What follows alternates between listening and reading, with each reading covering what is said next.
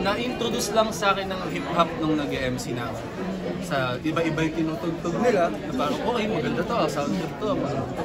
Hanggang sa yung mga kasamahan ko sa pangalawang club na napasukan ko, which is District 5, shoutout District 5. Lahat po ng DJs and MCs nila doon, rapper. At meron po silang producer, which is si Jason Happ, na producer ko na doon. So yun, doon po ako nagsimula sa kanila. Okay. Dahil rapper po sila, naki-rapper lang din po yan. Galing no? Pero ay, silang mga unang exposure or anong artist na na-expose na hip-hop? Number one po si Custom. Wala po ako talaga. Hindi naman po sa walang idea sa hip-hop.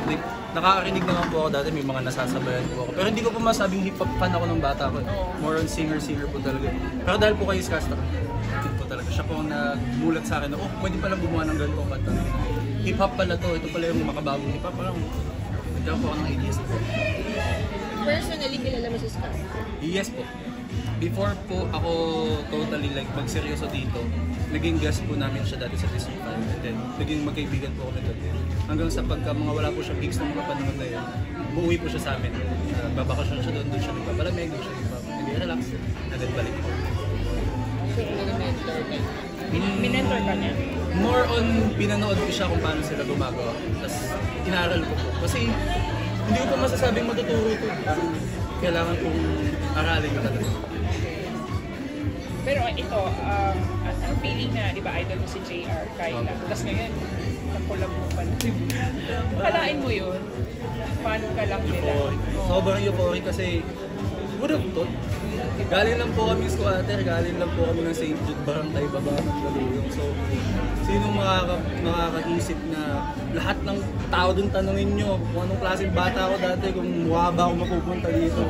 Kahit ako masasagot, hindi ko rin nakita to. Pero sinerte sa panahon po, siguro tiyaga na lang din po. Pagiging papansin, makapagpunta. Iba yung started out as hype man. Yes, ma'am. Oo. Pero nung time na naka-hype man ka, you always imagine yourself na ikaw din parang nasa stage. Yes po. Siguro po nung nakita ko po talaga na nung gabi na nagpapansin ako at nakikita ko yung si Clinton, MC Clinton na ang galing niya mag-hype man, napapasunod nila ng tao. Siguro doon ako nag-idea na wow, ang angas naman ng trabaho, ang angas naman ng industry. Parang gabi-gabi lang silang masaya. Which is, ganun na nga, gabi-gabi lang talagang masaya. Ilang taon din po ako sa industry, 7 years bago po. So ilang years ka bago ka napansin as an artist na making your own songs? Siguro po, professionally, gumagawa po ako ng sarili kong banta for 8-9 years na po. Pero before that po,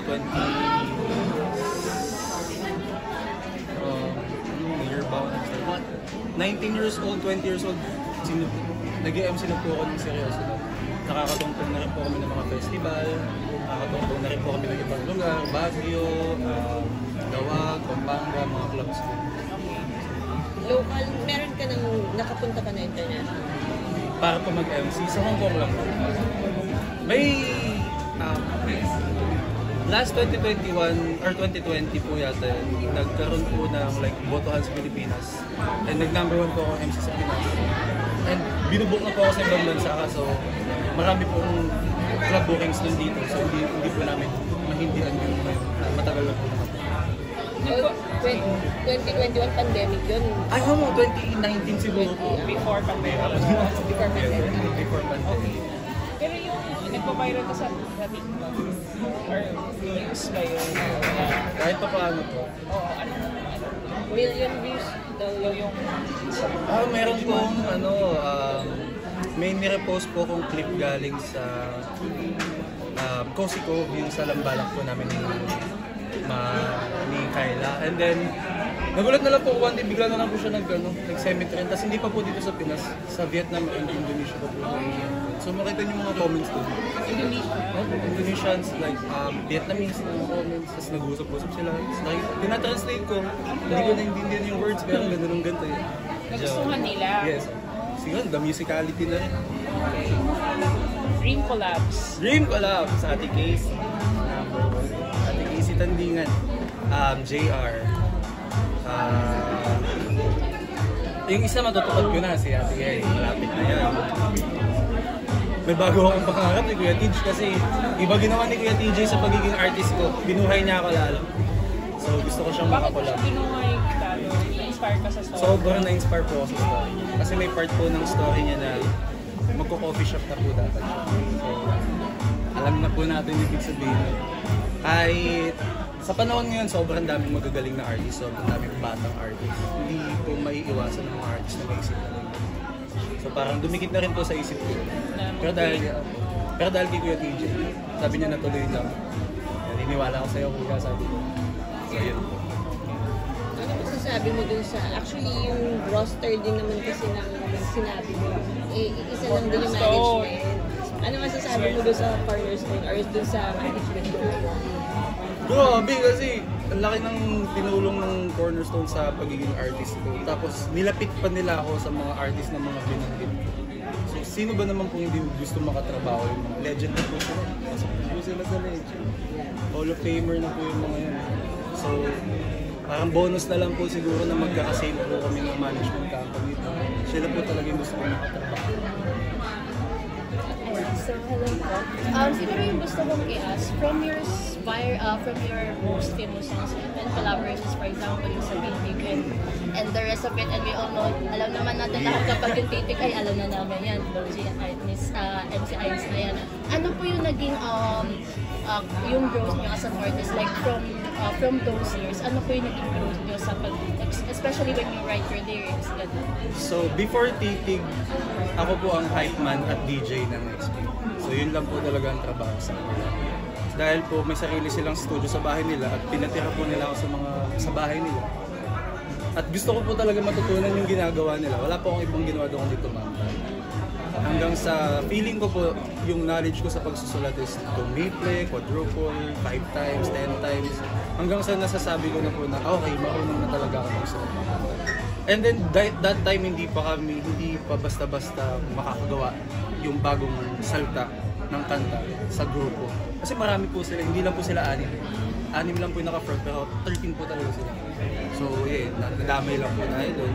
And then, one time nagtitrip lang po akong gumawa yung sarili sa studio nila. Tapos nagawa ko po yung chorus ng TV. With the help pa po ng ibang kasamahan ko. And then, siguro nagustuhan din po kasi nagustuhan din po nung tatlong kasama ko sa kanta. Ginawan po. Kasi ang sisti po dun sa studio dati is, kung anong kaya mong gawin mo lang, iwan mo. May magbubukas at may gagawa dyan sa kanta. So ganun lang po siya nangyari. Hindi po namin plano na, sali ka dito. Wala pong ganun. So pagka-record ko po ng chorus, iniwan ko na po yung session. So pagbalik po, may mga laman.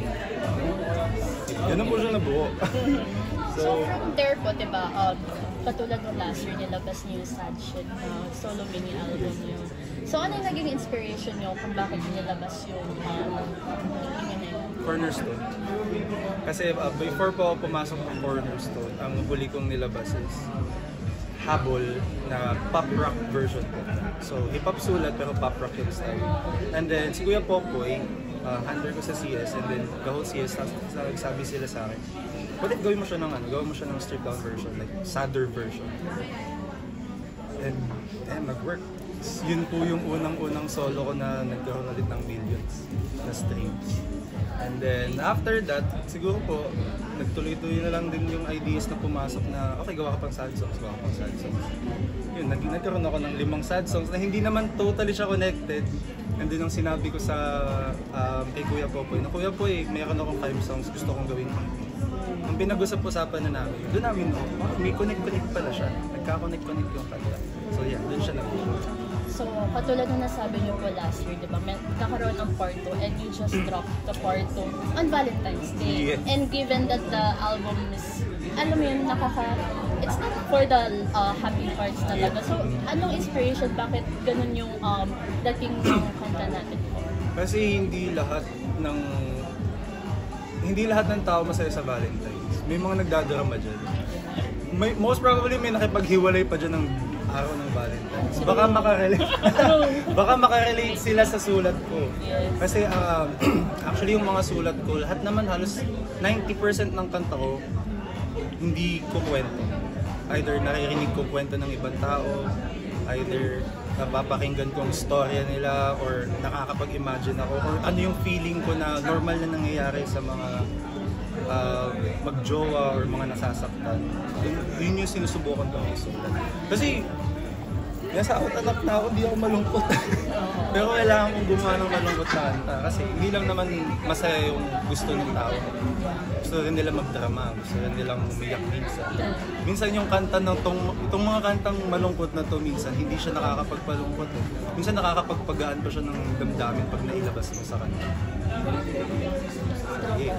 Anong sasabihin mo dun sa 14-year-old MC Einstein? Huwag kang uuwi. Okay yung ginawa mo kahit masakit para sa'yo, kahit na mahirap, kahit nahirapan ka. Nagawa mo kung ano yung gusto mong gawin at marami ka pang magagawa. Ano mga next next goals? Next goals, may bago akong pangarap na never ko siyang pinangarap kasi feeling ko dati is impossible na siya lalo sa aming mga hip-hop. Pero dahil sa ganda ng music scene ngayon, hindi lang ng hip-hop, lahat ng genre, pangarap ko magka-concert. Mini concert man siya, big concert man siya, kahit ano man yun. Basta magkaroon ako ng isang concert, okay na yung artistry ko. Parang feeling ko nagawa ko na lahat. Kasi ako sumusulat, ako nag-mix. So parang binubuhos ko na lahat sa music. Yun na lahat. Yun na yung ako. So gusto ko naman, mabuhos ko siya na yung mga nanonood sa akin. Ako lang tinitignan. Hindi ako kasama ng lineup, hindi ako kasama ng ganito, kundi sa akin sila nakatulog. Sa akin sila In line. concert. Solo concerts. Which could be possible talaga. With Cornerstone. Sa dire-diretso lang, alam mo Oo na nga. inspiration ni Kuya TJ. Kaya nga, Dire-diretso yun. Grabe. Bakit Congrats and good luck. Bakit?